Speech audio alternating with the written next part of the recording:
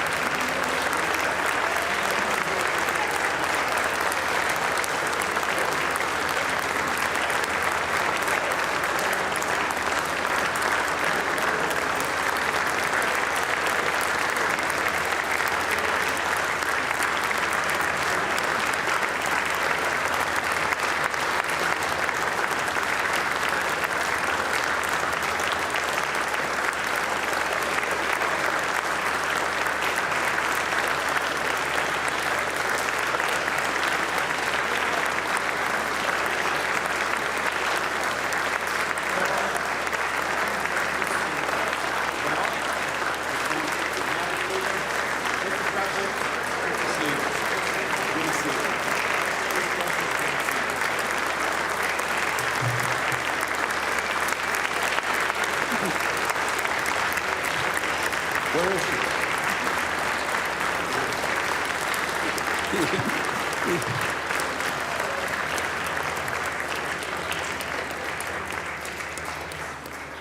You may be seated.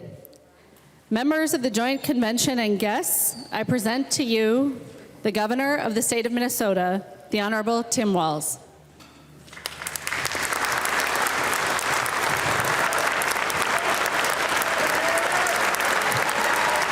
Thank you.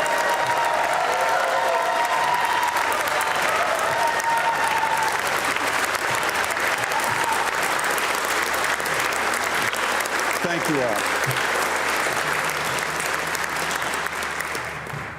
Good evening, Madam Speaker and members of the Minnesota House of Representatives, Mr. President, and members of the Minnesota Senate, Madam Chief Justice, distinguished members of the Minnesota Supreme Court, Chief Judge Siegel, my fellow constitutional officers, Governor and Mrs. Dayton, welcome back.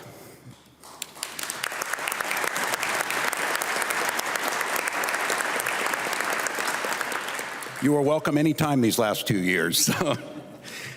Distinguished tribal leaders, Chief Executive Melanie Benjamin of the Mille Lacs Band of Ojibwe,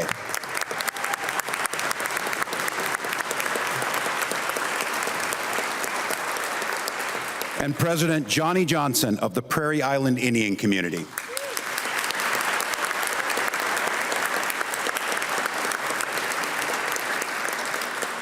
To the escorts in the Minnesota State Patrol and the Minnesota National Guard.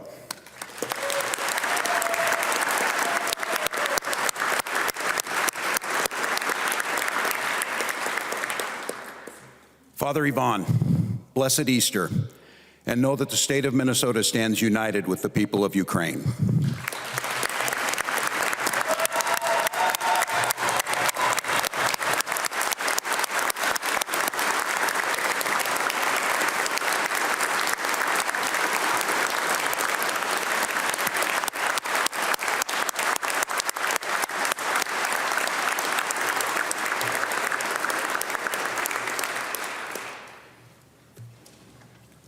Lieutenant Governor Peggy Flanagan. I'm clapping on that one. I'm doing it. I got you. And Minnesota's second gentleman, Tom Weber.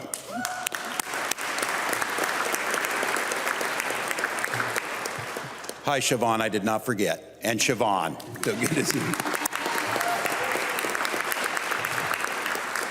Minnesota's First Lady, Gwen Walz.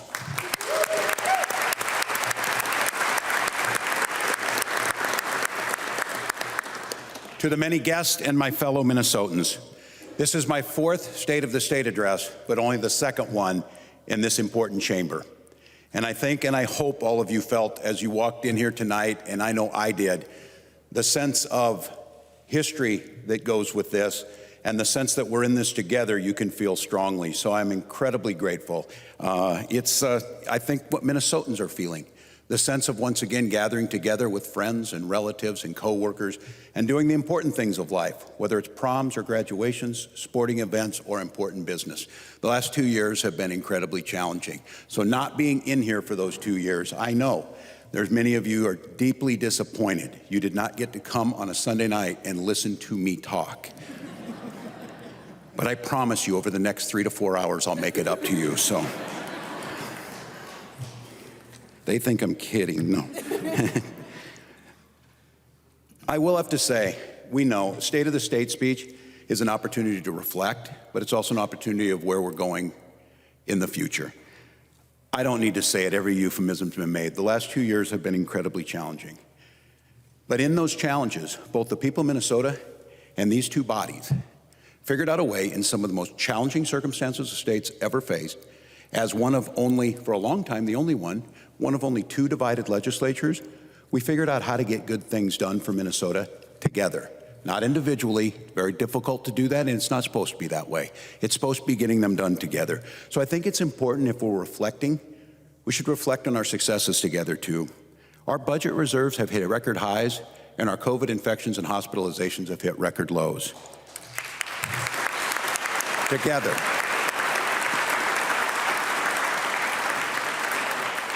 Nationally, we have the 5th lowest unemployment rate among states, the 3rd highest job growth, and one of the highest labor participation rates.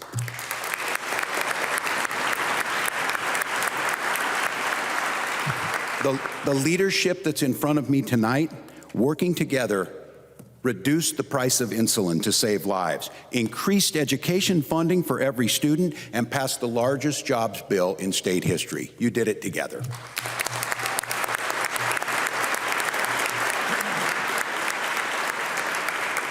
Pick the energy up over here, and we did it by cutting taxes for the middle class, all at the same time. We were able to pass the first middle class tax cut in 20 years, all while delivering for Minnesota. We've proven that compromises can work. We've proven that we can balance budgets, and we've proven that we can invest in the future. And because of that, I'm here tonight to tell you the state of our state is strong and moving forward.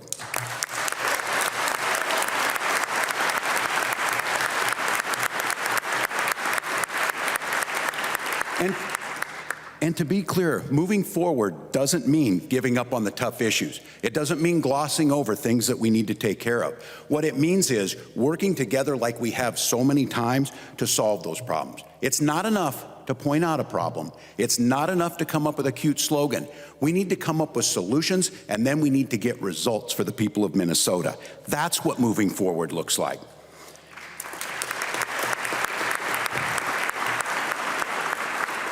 You all do the same things that I do. You have countless conversations, whether it's this morning at church, or whether it's at a coffee shop, or whether it's someone stopping you on the streets.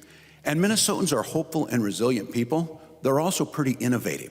We know that the solutions are out there. We know that people are talking about these things. And the one thing that Minnesotans know, that if we invest in our people, we can't get it wrong.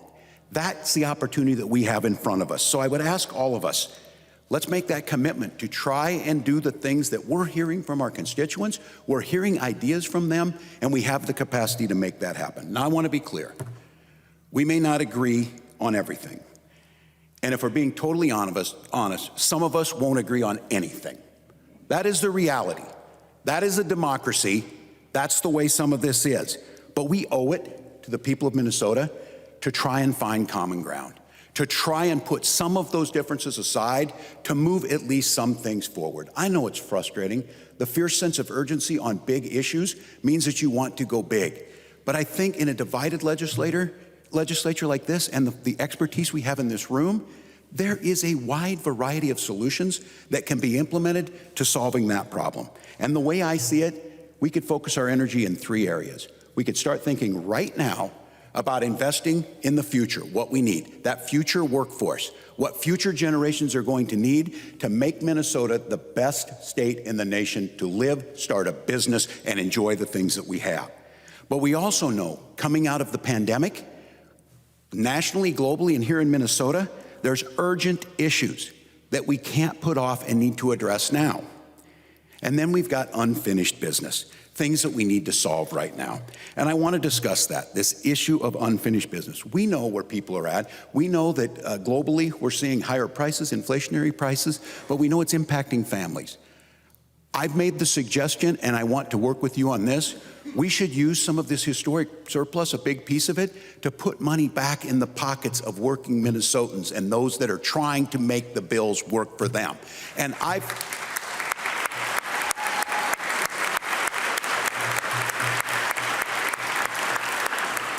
I'll note, in the spirit of compromise, I believe one of the quickest, surest, and most fiscally responsible ways is to return that money right now, if we can do that. But I've said it many times, and I'll say it in this body, we can cut taxes for middle-class folks and folks trying to get into the middle class too at the same time.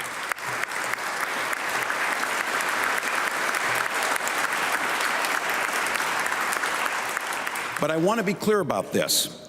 We can cut taxes for the middle class without cutting taxes for massive corporations and the wealthiest people in Minnesota. They don't need a tax cut. And I think we need to be very...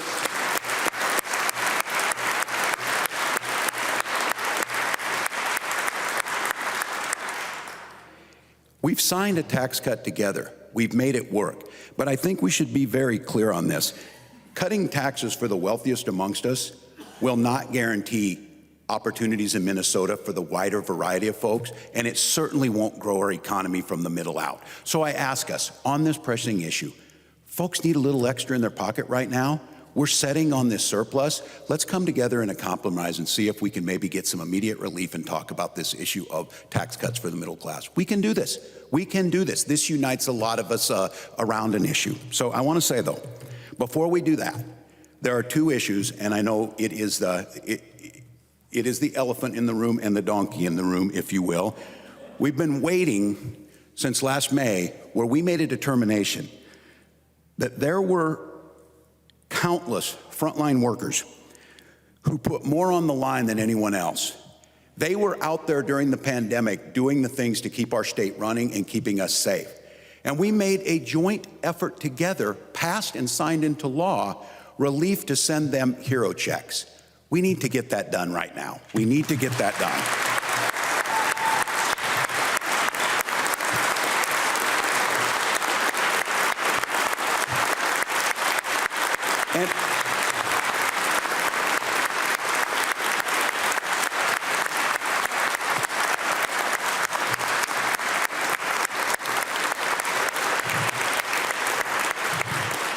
And we feel strongly about this. We need to help Minnesotans economically. But this issue of frontline workers, there's people behind this. There's people behind every decision we do.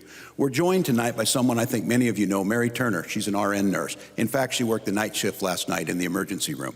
Mary and her colleagues have spent the last 2 years, the early part of the pandemic, not only with no vaccines, but without adequate personal protective equipment. They went to work every single day to ensure that us and our loved ones had the very best care possible. And the results of what they did was Minnesota's death rates that came from this when someone is admitted to the hospital is one of the lowest in the nation. Those are the folks that we said, let's give them a little extra help. It's not winning the lottery. It's not a bonus. It's a thank you on behalf of the people of Minnesota that they served, and we need to get this done. Mary, thank you.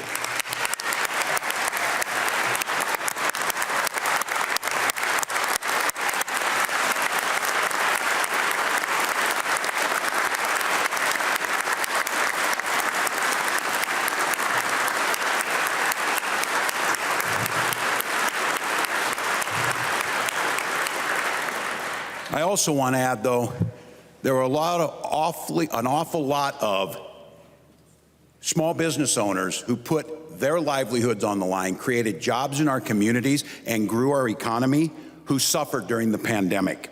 And I can tell you this, the Unemployment Insurance Trust Fund is one of the best anti-poverty programs that we have. And it was paid for by those businesses to support those workers at a time of need. It kept the rent paid, it kept food on the table. And we have a responsibility and the capacity to replenish the Unemployment Insurance Trust Fund, both for those small businesses and for those workers who made it in the future. I ask us, let's do this now. Let's do this now.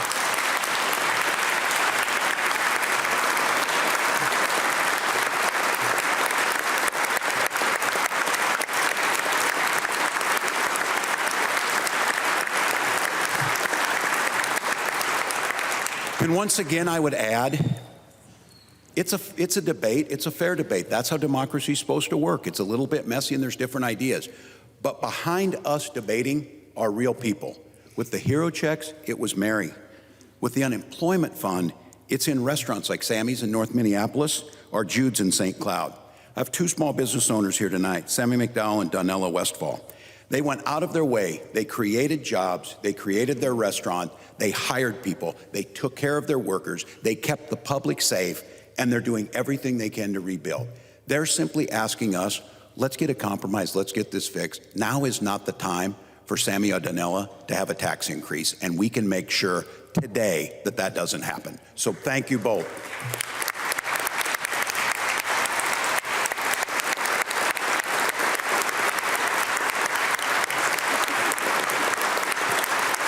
You may sit down.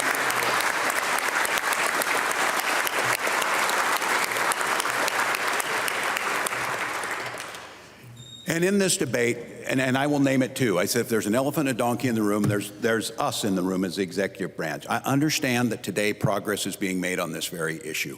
And if that is the case, what I would ask is, we're here, we have the opportunity. Speaker Hortman, Republican leadership in the Senate, we should get together. We're prepared. Let's work tonight. Let's finish this thing. We have a couple of things that fit together, a couple of things that serve Minnesotans. We have the resources to do it, and we can move Minnesota forward in a bipartisan manner. So I would ask, if we're getting close to a compromise on this, let's finish this deal, and let's finish it now.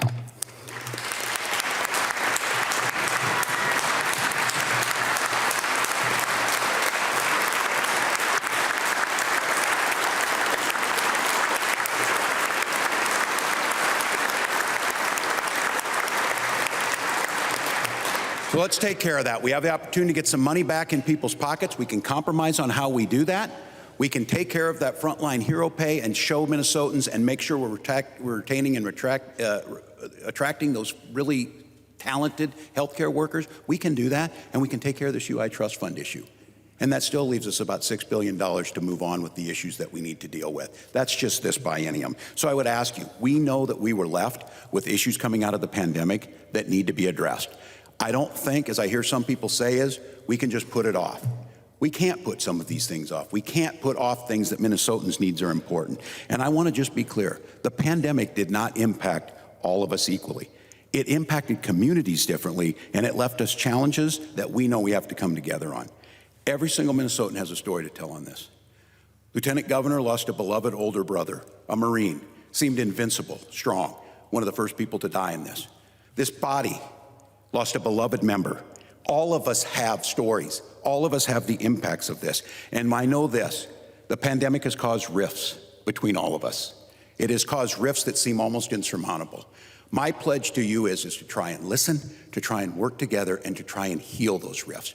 Because the goal of everyone in this body and the goal of everyone who is a public servant is the health and safety of our fellow Minnesotans. Now, we might not have the same idea how to get there, but we have to continue to follow the science and follow what we know can get us there to make those differences. And I want to point out, I know it's hard. I want to acknowledge my friend Shaletta Brundage is here tonight. Some of you know Shaletta. She served as a role model in her community. She's a well-known media personality. She is someone that people listen to because she's earned that right. And I want to say, Shaletta spent the first year on the radio telling people not to get a COVID-19 vaccine. She had read and heard things that worried her. And as a black woman, She's got a valid historical concern when it comes to this. But on her 15th birthday, Shaletta's son, Andrew, said all he wanted for his birthday was for Mom to be safe and asked her to do a little more work. And she went and talked to her doctor. She went and talked to folks at different institutions. And she decided to get the COVID-19 vaccine. I want to acknowledge to folks that things that have divided us and these very difficult issues about people's personal health decisions and how they think things going forward are a challenge. But I think we can work through them with grace and dignity and try and get as much good information out as we can. Shaletta has since gone on her radio show and talked to people about the importance of getting the COVID-19 vaccine and saved lives. And I say thank you.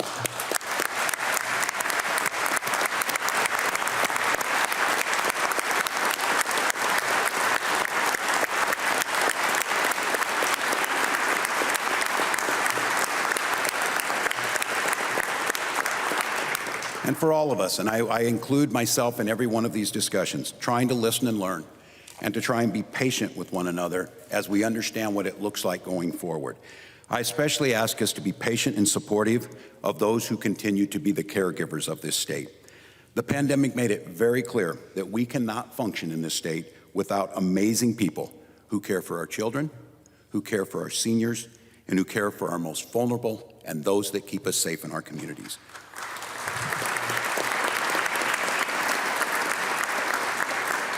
I think we all will agree on how important they were, but we need to acknowledge that even prior to the pandemic, but especially during the pandemic, the workforce issues around these jobs have been exacerbated. And we have the capacity, the private sector has the capacity, our nonprofits have the capacity, and our budget shows that we can address these very issues. I want to talk, first of all, just a little bit about childcare. Now, many of us a little bit older, but it doesn't take that long to remember. One of the most important decisions you make as a parent is trying to get into that quality childcare, or trying to figure out what's best for your child, or trying to make it work with your schedule. Maybe you're on a swing shift, and how to make that work as a family. Childcare in this country, in this state, was in crisis long before the pandemic. But during the pandemic, it was those child care workers were the first ones on the front lines to ensure that our children had a safe place to go, and their parents, if you remember early on, when we kept those open, to make sure that police and firefighters and nurses and doctors had a place to take their children safely so that they could do the work to keep the rest of us going. So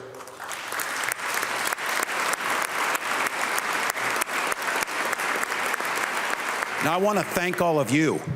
Minnesota clearly protected our child care industry better than any other state in the nation, but both parents and the number of especially women who have to leave the workforce over this issue, and the number of providers who can't make the economic numbers work behind this, we have a responsibility. Business is asking us to work on this, and we have a lot of bipartisan support to build the workforce behind the workforce that makes things go. When people are thinking about where they're going to have a business or thinking about where they're going to live, to have Minnesota be known as we were during the pandemic and come out of it, a state that is committed to childcare and early education, is a hiring bonus to get people here and to create lives that they want to live. So I thank all of you for the work you did.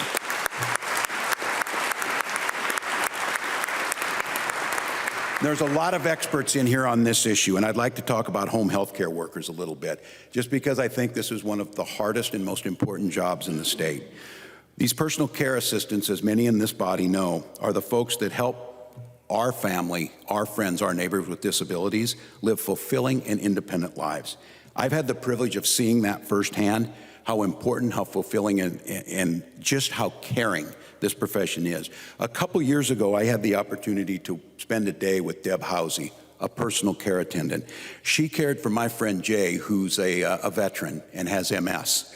And I spent that day watching the care, the hard work, the labor that goes into making this happen, all of that to give Jay the highest quality of life with independent living and respect. These are the heroes that make Minnesota a caring state, and we have a responsibility to make sure we take care of them. So Deb, thank you.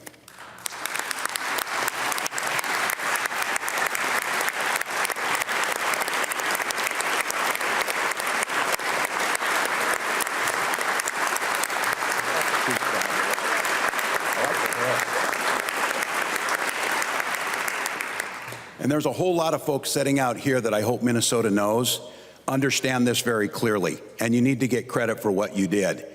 Last year, we finally gave Deb and other personal care assistants a raise. This year, we're giving another one. This budget surplus gives us an opportunity to help correct that profession, to make sure not only people like Deb can stay in it, but that we're attracting the best and brightest into it where they can make a living wage. So I congratulate all of you.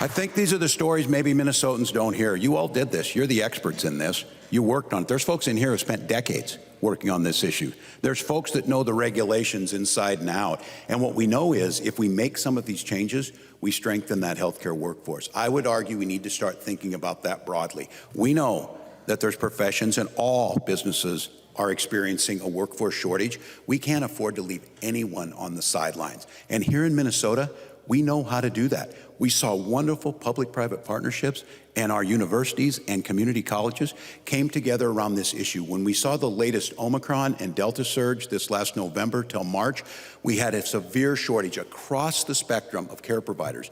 But one of the ways we could move more people in quicker that were qualified was changing and going about recruiting for the Certified Nursing Assistance Program. And we created a program here in Minnesota with a goal to train, certify, and place 1,000 CNAs. These are the people that are in our long-term care facilities. They are in our veterans' homes caring for our heroes, and they're the ones that keep the hospitals functioning. And we set that goal for 90 days to try and get 1,000 of them in. We went out and recruited people. You all helped, and the money that we used from the Recovery Act was able to do some inventive things about getting just bus fare for some folks who got off the sidelines, got their training, got their certificate, and are now in a new profession making a living and caring for Minnesotans.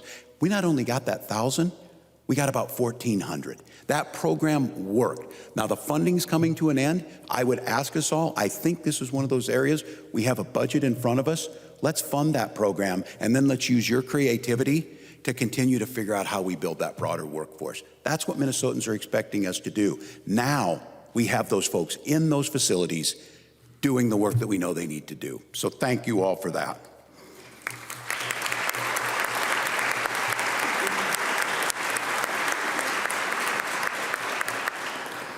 And as we start talking about tackling these problems that the pandemic created, I do think it's important to pause, to acknowledge, and we've talked about it. We've learned, we've listened, we got some right, we get some wrong. But through it all, there's people that were asked to do this work day in and day out. And when we had shortages of those people in long-term care facilities, we had to set up a way. Minnesota's the only one, Critical Care Coordinating Center, the C4. When I go to meet with other states, and many of you do the same thing too, seems like it would be a really common thing that would happen, a one-stop place that you could find and place a hospital bed anywhere in the state, and that we could move people where we needed them, and we could do the same thing with staff. We had many, many nights, sometimes dozens of long-term care facilities that COVID outbreaks decimated the entire staff, and there was going to be no one there in the morning to care for those residents. It was at that time that we asked the folks at the Minnesota Department of Health, under Commissioner Jan Malcolm's leadership, to step up and create a plan. And I want to say, we said here tonight, still, round the clock, these employees are looking, working, and trying to figure out where will COVID come from next, and how do we make sure we're ahead of it before it happens? So I want to give a heartfelt thank you to all of those folks, especially those state employees who made that coordinating care, made the bringing the hospitals together and bringing a unified approach to how we did this. I want to say thank you to them.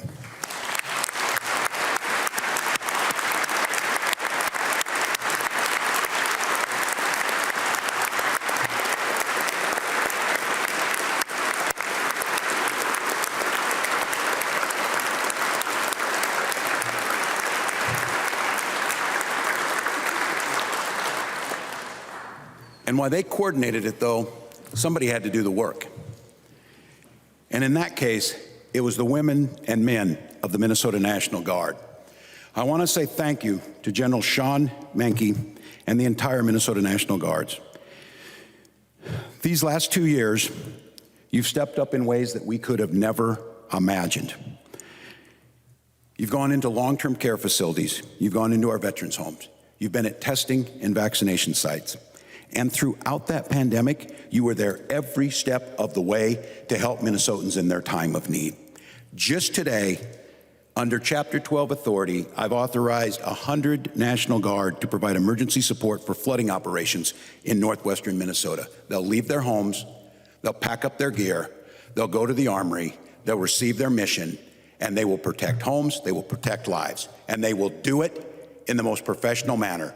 And then they will return back, and they will get their guard training, and they might be asked by the United States government to provide security for this nation. No one does this better, and the people of Minnesota owe an incredible debt of gratitude to the people of the Minnesota National Guard. With that, General, I salute you.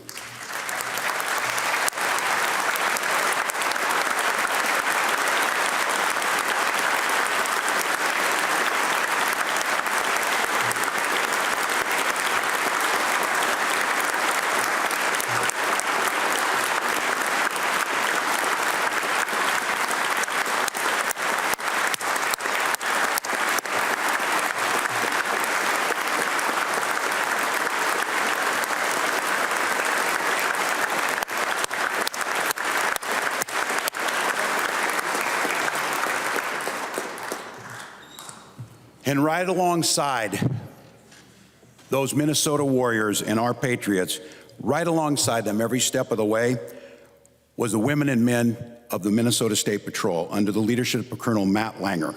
Along with our DNR conservation officers, you've worked across this state to keep our communities safe, and you've taken on unprecedented challenges.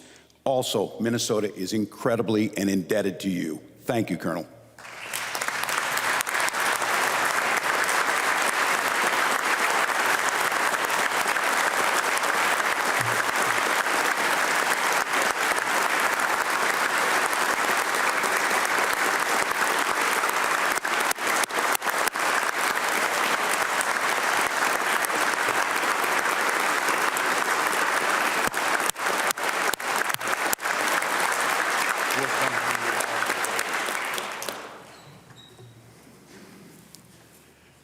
All of you came here to make a difference in your communities, and we bring a wealth of life experiences.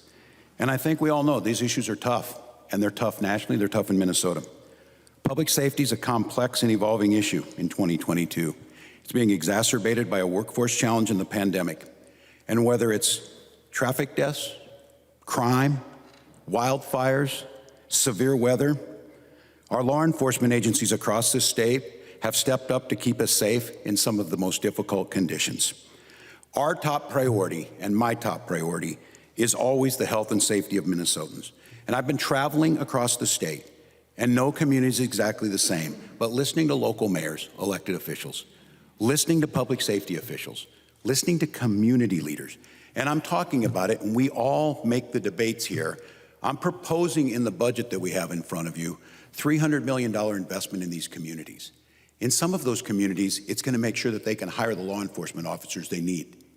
In other communities, it's going to be to modernize their 911 system, which is not just a phone system. It's a way of making sure that those trained professionals who operate that send out the right responses. If it's a mental health crisis, if it's a fire, or if it's a situation that requires law enforcement. Some communities are talking about buying unmarked vehicles to transport domestic violence survivors and children so they're not back of a locked police car as they move that dangerous situation. And some are talking about getting new equipment and new ways of doing things. Our local officials know we have a surplus that allows them to do that, and we also have the capacity to work with those community groups that are showing a huge reduction, not just in those crimes, but a reduction in the number of youth that are going in wrong directions. So this has a capacity. Public safety can be there. We can make this happen, but we need to agree that we can define the problem, we can set out some goals, we can work together to get there. This is not one of those issues that it's enough to point out the problem. We need concrete solutions with measurable results that keep Minnesotans safe and make sure that justice is served. We can do that. We can do that. We can do it.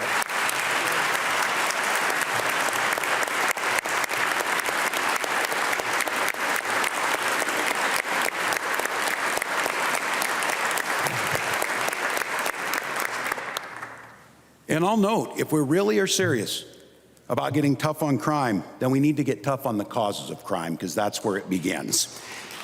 That means moving back upstream, tackling economic inequality issues, talking about housing, talking about gun violence, and then talking about issues like mental health and addiction.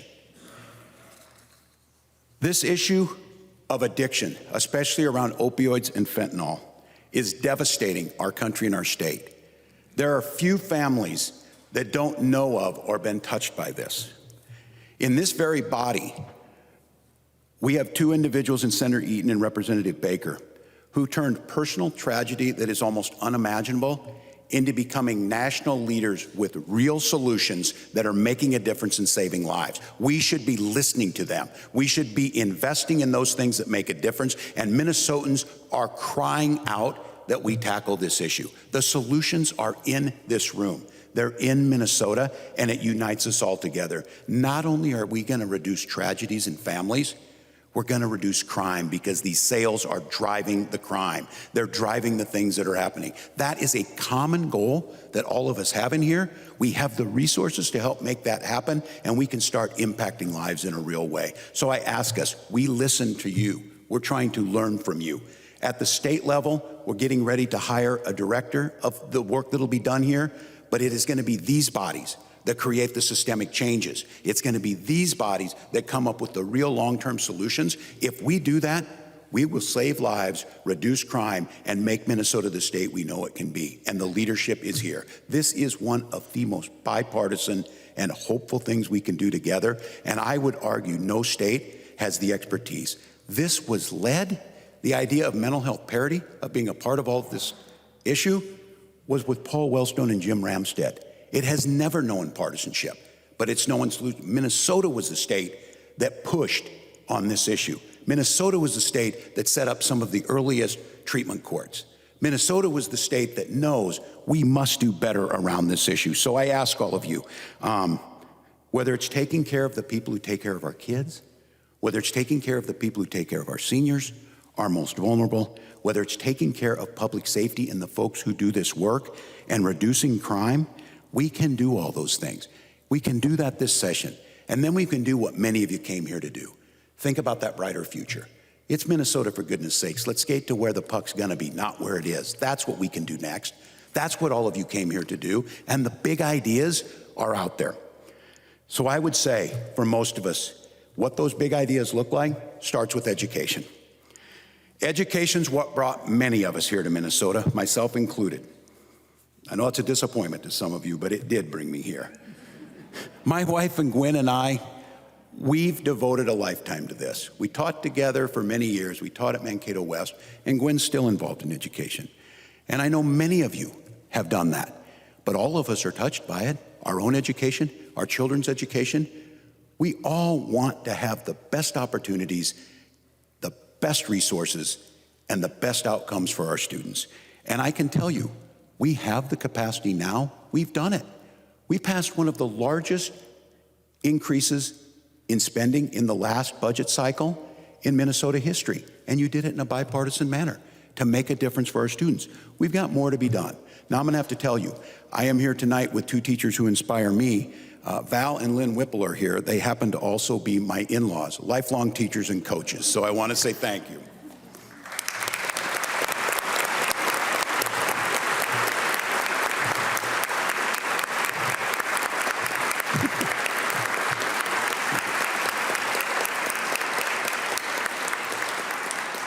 They should get applause. As Lynn knows, behind every governor is an astonished mother-in-law. So, you know it in this room. The experts are in this room too. Education begins at birth and it goes through lifetimes. Minnesota should be the best state in the country to raise a family, and we're working to make that a reality. We're making sure that our early childhood education is the best in the country by investing in everything from quality childcare to pre-K and early education scholarships. We're making sure that every child has that quality start and every parent has a safe place and knows that their child is being taken care of. We've put a budget in front of you that continues to focus on that workforce, that continues to focus on those early starts, and with the capacity we're in, I remind everyone, without raising taxes, we have the capacity right now to expand pre-K to 23,000 more children, which is going to change lives for generations to come.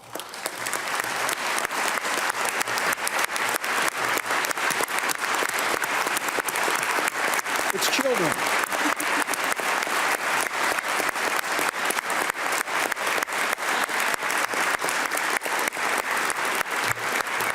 And once we get them on that healthy start, once we get them on that path for success, we need to make sure that we're continuing to invest. I'm proud of what we did last year in our education budget, but there's more to do.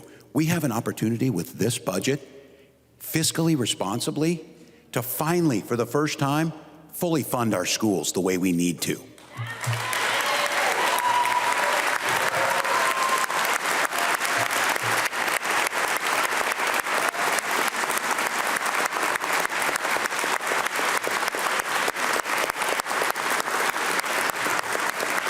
And while I talked about the teachers, every one of us knows there's so many things that make for a healthy school. There's so many things that give that child that start, as we talked about it, whether it's stable housing or, in the case of what we're knowing now, mental health care.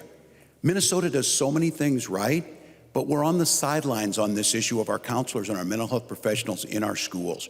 We have the capacity to finally start to get there. We shouldn't be 49th or 50th for the number of those professionals that are in there. We should be near the top, because the return on the investment of tackling the issues that our children are facing moves us so far ahead. So we have the capacity to make sure every child gets that. And what I would ask is, let's also think about this, and many of you have worked hard on this. Outside of school, let's make sure there's enough children's inpatient beds for children in crisis, that they're not in an emergency room or they're not being shipped to Iowa to try and care for this. Let's create that infrastructure here.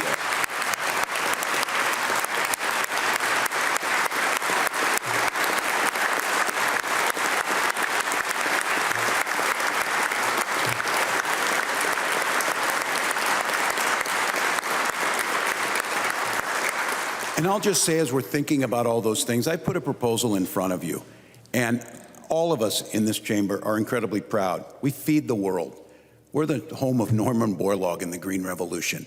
Our producers do an incredible job. And because of that, we have the most abundant, safest, and affordable food supply in the world. But we still have people go to bed hungry. And we still have children do that. One of the ways that we can tackle this is, and we have the capacity to do that, every child who walks through that door of that school deserves to have a breakfast and a lunch. And I can tell you this, it is long past time. Let's get rid of the different colored lunch tickets and any shaming around this, and let's just provide meals to our children. We can do that. We can do that.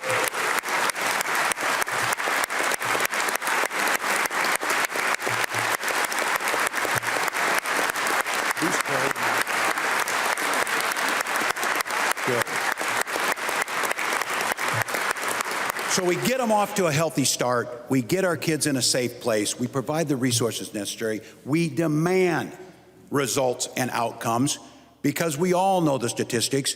We rank as first in the nation until we start disaggregating the data to our children of color.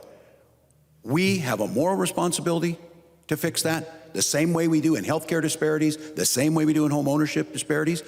But the real reason, too, that goes along with that, we're going to have to create that workforce of the future, and no one can be left on the sidelines. So as we start thinking about paths to that future workforce, we need to prepare it today. And that path looks different for all children. Some may go with a 4-year degree. Some may go in that direction. Others we know now, and there's schools out there and legislators on both sides of the aisle advocating for this career training that makes a difference and an impact in students' lives. There's no reason that we shouldn't be the state that manufactures the microchips that in short supply. It started here. We still are one of this country's major manufacturers of microchips. We have the opportunity to have modern manufacturing, modern opportunity, and use our skilled trade professionals who are here to make a difference. That's how we have to start thinking about it. Get them on a good start. You know that. Invest where we can. Demand outcomes, and then create pathways to the future. That makes us competitive. That creates lives of joy. And I'll tell you this too. We need to think about this. COVID upset everything around who can work from home, who can't. The income disparity grew during that time. But the one thing that's clear amongst people, the workforce shortage is demanding folks to think and act differently about what it means to have a career and be a joyful, healthy work environment. So I would make the case to all of you, if we're going to recruit and retain that quality workforce after we've trained them, we better make sure that we're able to keep them here. And what I know is no one should have to make a decision between a paycheck and taking a child to the doctor. No one should make a difference.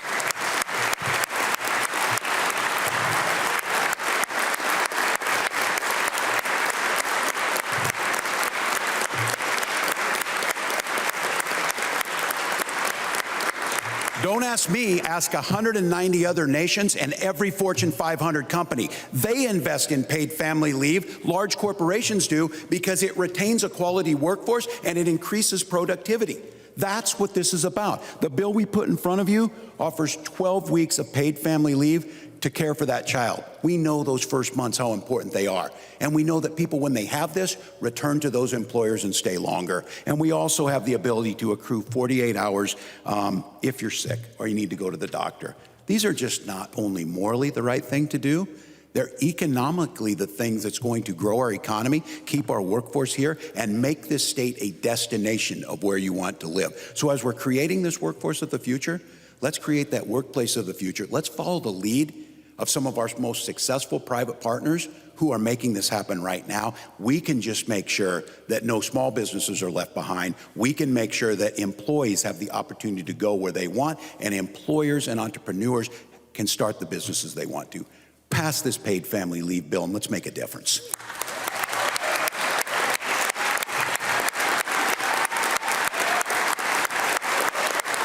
We should do it.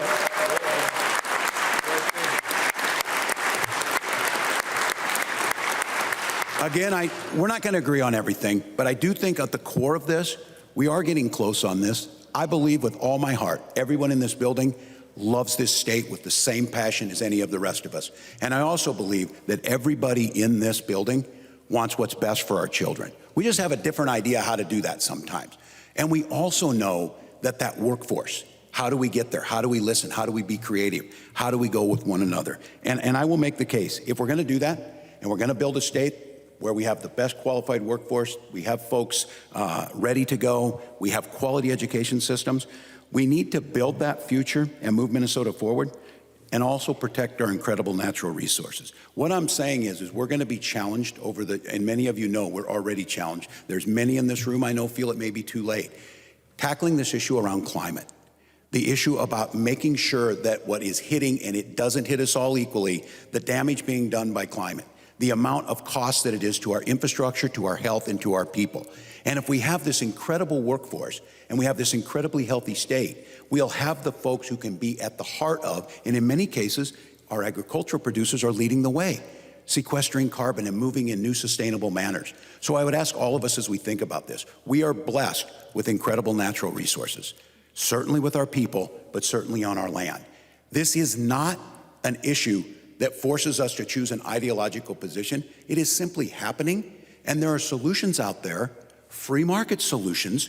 It's why many businesses are adapting these that can start moving us to a sustainable future and can start protecting the environment that we need. That's the Minnesota that we need. Protect our clean air, protect our water, protect our opportunity for our children to live the lives that many of us got to live so that that's there tomorrow. We can do that. We need to do that. And our children are telling us we must do it. Let's get this done.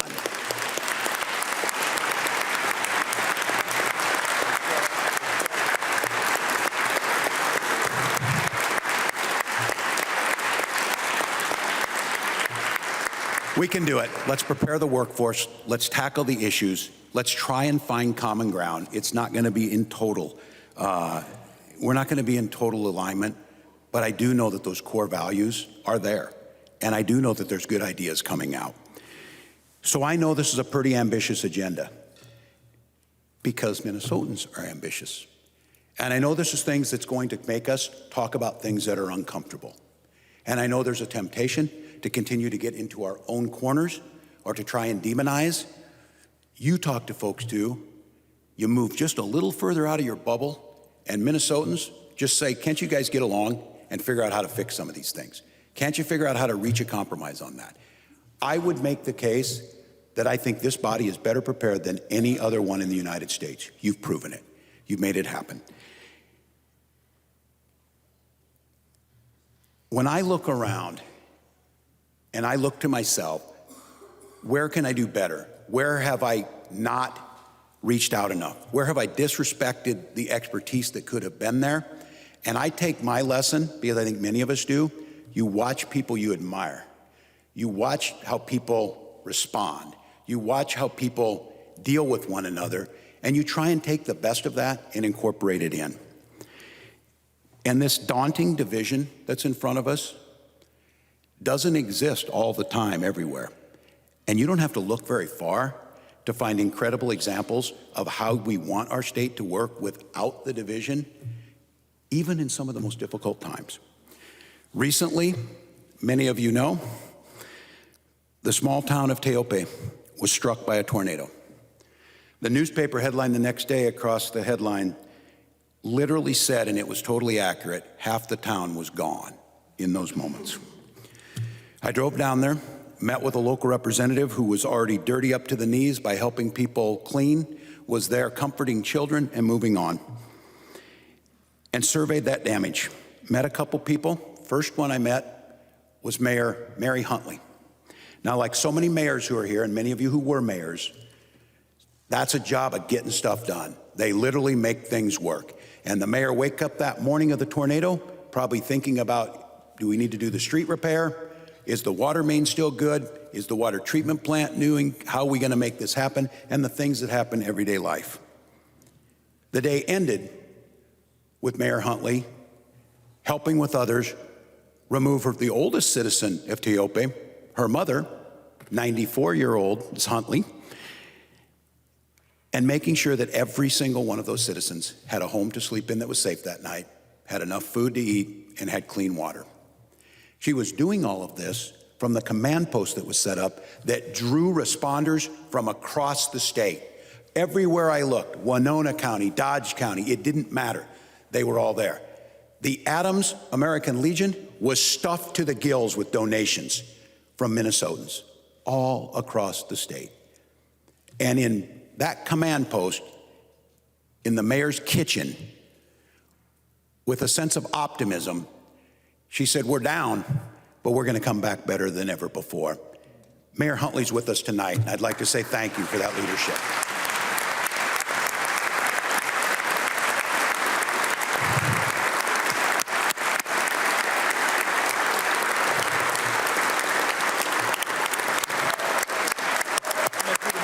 Yes, it is.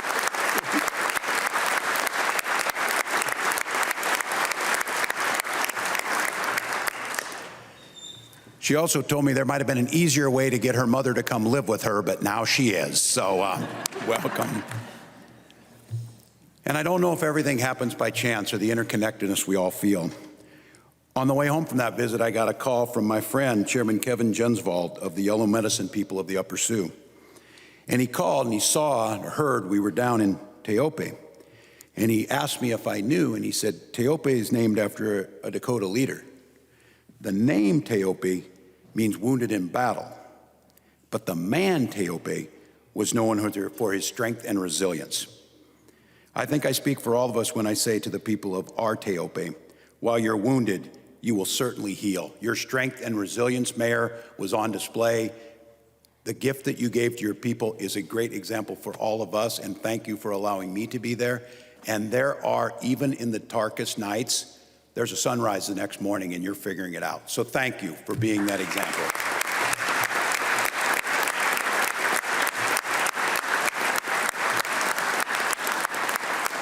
We're gritty, we're resilient, we're strong and diverse. We may argue, but I think we understand the blessings that's been given to us. No matter how divided it may feel at times, we're still connected. From Chairman Jensvold, people who've been on this land long before any of us, to Mayor Huntley in a small town thriving even in the midst of disaster, to each of us in a divided legislature during some of the most divisive and hateful times we've seen in our politics, you've all figured out a way to find some solutions to some issues. It hasn't always made you happy, hasn't always made any of us that, but Minnesotans are seeing the fruits of that. We're tackling some of these issues. And so what I would ask of all of us, my challenge, and I'm saying it to myself, to make sure that I continue to do it, and when I don't, I'll publicly try and do the best I can, is let's try and lead by the example of these servant leaders, whether it's Shaletta Brundage, whether it's Mayor Huntley, whether it's Kevin Jensvold, and the countless stories each and every one of you have and look at every single day. We can show our constituents that we can move together. And I would ask this, why don't we show the rest of the country at this time that's really just aching for a lack of chaos, a lack of civility, a lack of answers? Why don't we show them that we possess that capacity? We're not all going to leave real happy about that because it's going to mean we're going to have to compromise on issues we don't think that highly of. But I'm not asking you to compromise on your deepest core values. I'm asking us to attack the things that we can do right now. Let's help those working families. Let's make sure we got our small businesses ready.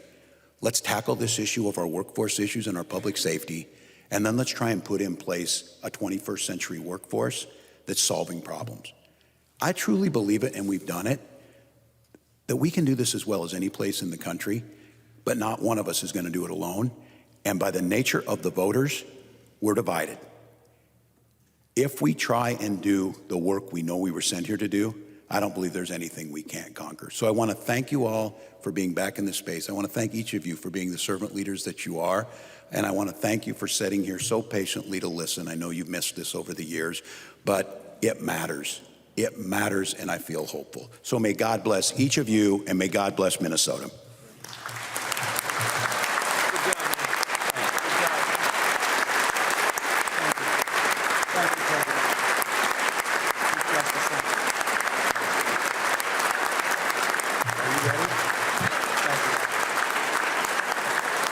Governor Dayton, thank you. Mrs. Dayton, thank you.